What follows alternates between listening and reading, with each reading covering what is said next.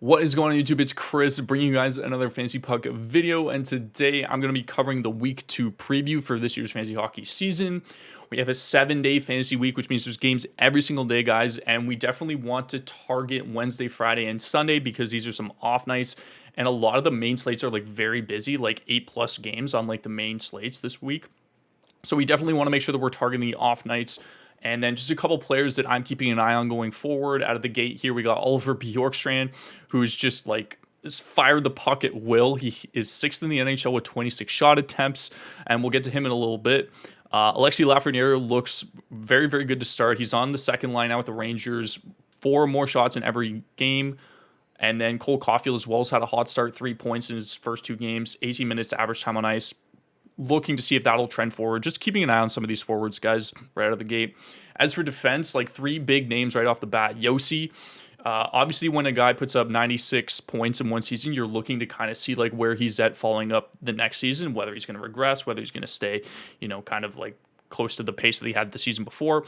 I doubt Yossi gets 96 points this year, but he does lead the league currently in the NHL with 35 shot attempts. So any indication that he's slowing down has been nullified by Yossi early on. Burns is another one that's recently moved over to Carolina. A lot of people are super high on him this year. Really interested to see how he does. He's got 20 shot attempts, and he's averaging around 23 minutes average time on ice. Hasn't recorded a point yet, but I expect that to change going forward, obviously, just with him being on power play 1 as well.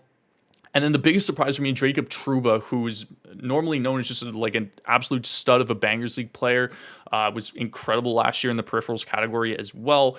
20 shot attempts, which is second amongst defensemen, and he's got 9 hits and is averaging like 23 minutes time on ice. So that's something just to like kind of continue to look forward to, as well as the Rangers just look like an absolute wagon this year, guys. So I'm excited to see what Trouba and Laff are doing. So 2 guys that I'm keeping an eye on.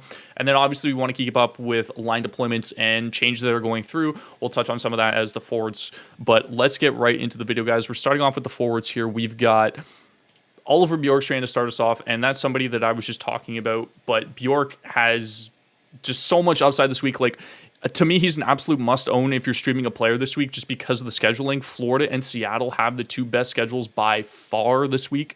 Literally hit every single off day where it's like a non-busy schedule. So the 17th, the 19th, the 21st, and the 23rd. Literally every single off day. So Bjorkstrand is just 26% owned, so he should be readily available to everybody to begin with.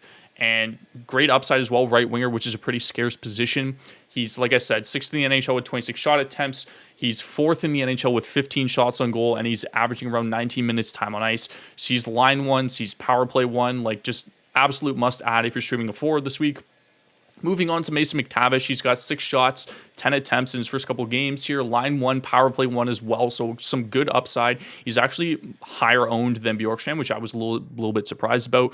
But Troy Terry seems to be going pretty early on, and McTavish has a 4-game schedule this week as well. So if you're looking to kind of find somebody outside of the right wing position, Mason McTavish is a really good spot. Pavel Zacha playing with Pasta and Krejci as well. Guys, if Krejci is available in your league and you do need a center, or you just count, or if you're in a points league and you just count forwards as don't do positions or anything like that, absolutely 100% pick up Krejci just because he's playing with Pasta, and I expect his hot start to continue. But anyways, Pavel Zacha should be readily available to everybody. He's only 5% owned. He's also dual eligible at left wing center, and he's got 7 shots and 3 points in his first 2 games. So line 1 upside. I don't believe he's playing on power play 2.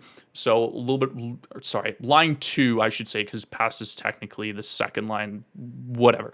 But Zach is a really good stream option, gets 4 days, a lot of volume in that sense as well for a guy that's 5% owned. So definitely pick up Zacha if he's available. And then more line shifting continues in Columbus with Patrick Laine being injured. Gustav Nyquist slots up on that first line right wing with Johnny Gaudreau and Boone Jenner. He's 4% owned, left wing, right wing eligible, has 4 games this week. Guys, just a lot of upside there for a guy that's 4% owned as well, playing with Jenner and Gaudreau. So if you want that Gaudreau line exposure for a guy that's less than 5% owned, Nyquist is a great option this week. And then rounding out our list, I have Gabe Vilardi of the LA Kings. He's currently line 3 and power play 2, averaging around 17 minutes time on ice. 2% owned, so he should be available to pretty much everybody. Trevor Moore is another good option. He's got much better shot volume than Vilardi does, but hasn't recorded a point yet, and also doesn't get power play time just with Arvidsson being back. So that's why I went with Vilardi in this list, but Trevor Moore is another good option as well as Arthur Kaliev. Any one of those 3 LA guys are a solid pickup for this week. Moving on, we have the defense, and Brandon Montour is an absolute must-own this week. The schedule, again, is perfect. Like, you get him on every single off day. He's power play 1 in Florida. He sees over 21 minutes average time on ice. And guys, like, just an absolute must-own for those 3 reasons. 15% owned, should be readily available to everybody. Mike kind of talked about him in a sleep when we were doing that one draft, or it wasn't a mock draft, but it was a $100 buy-in league video where he was like, good sleeper pick, Brandon Montour on defense. Go pick him up, guys, right now. He's going to be like 30% owned by the end of the week, I promise you. Sammy Girard, 22% owned on Colorado, and it literally says here right on my notes, the abs are sick.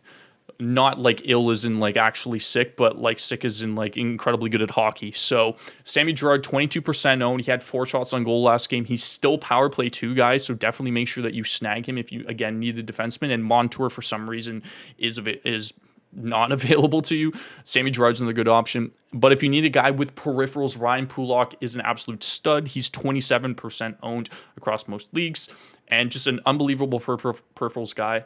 122 shots, 130 blocks, 86 hits in only 56 games last year. He's power play 2, and he plays over 20 minutes a night. I expect this all to continue. And so you're looking at a guy that should realistically get around over 150 shots, 150 blocks, and over 100 hits throughout the season. I'm personally going to target Pulock as well, just because of the fact that he's getting power play time on top of being a great peripherals player, and he's seeing over 20 minutes and just everything that you want from like a 5th defenseman. So if Pulock's available and you need a good peripherals guy, and you count blocks and you count shots and hits, definitely pick him up. Oliver Ekman-Larsson, only 18% owned. He still gets power play 2 time, pretty low ownership for him, and averages around 21 minutes time on ice. He plays 4 games this week as well, so he's a pretty good streaming option for you guys if he's available in your league. And then rounding out our list, Justin Schultz, I think, is the other must-own defenseman on this list, guys. If you're streaming somebody this week, just, again, number one, because the schedule matches identical to what Florida's is. It's the best schedule for the week. It misses all the major game days, so you'll be able to play him actually 4 times this week. He's power play 1, and just like a 7% owned, like you can't go wrong. He should be readily available to everybody for the most part. All right. Last but not least, we have our goaltending. Our goalie ads this week are Reimer, DeSmith, Jones, and Elliott. And we know that the Sharks are struggling out of the gate here, but Reimer has been solid. He's 25% owned, and he should get an easy matchup towards the end of the week with San Jose, whether it be against the Devils or the Flyers. Casey DeSmith, on the other hand, is a really good kind of back-to-back option to start your week off. It's not a back-to-back, but he hasn't played yet. So I expect DeSmith to see the game against Montreal on Monday. Keep an eye out for that, obviously. We're not 100% sure on who's starting yet, but again, Jari's and Pittsburgh have just flown out of the gate here. Crosby's on an absolute tear, so I expect them to get DeSmith involved and probably get him a little bit, warmed up to the season. So 7% owned should be readily available to you guys. Martin Jones, we're a little unsure about how Seattle is this year, but we know Chicago's bad. And Seattle has 3 tough matchups earlier in the week, so we're expecting Grubauer to start in every single one of those matchups. And then Martin Jones should get the latter game on the 23rd to kind of finish out the week. So if you need a goalie in the last 2 days of the fantasy hockey week, and you just need wins, or you just need saves or anything like that, Martin Jones should be a very solid pickup because he's playing in Chicago, and we know how bad Chicago is. Brian Elliott, again, you can't really go wrong with Tampa. 3% owned. He gets a matchup against the Islanders on a back-to-back this week. Tampa's always a good bet and should be a solid matchup for him against the Islanders. just to finish out your week again, guys, like another good solid goalie option, 3% owned, readily available to everybody. So that's going to do it for this video, guys. Thank you so much for watching. Leave a comment down below on some players that you're keeping an eye on as the season kind of continues. Also, guys, be sure to follow us on Twitter for all of the lineup updates as well as trends throughout the first couple weeks.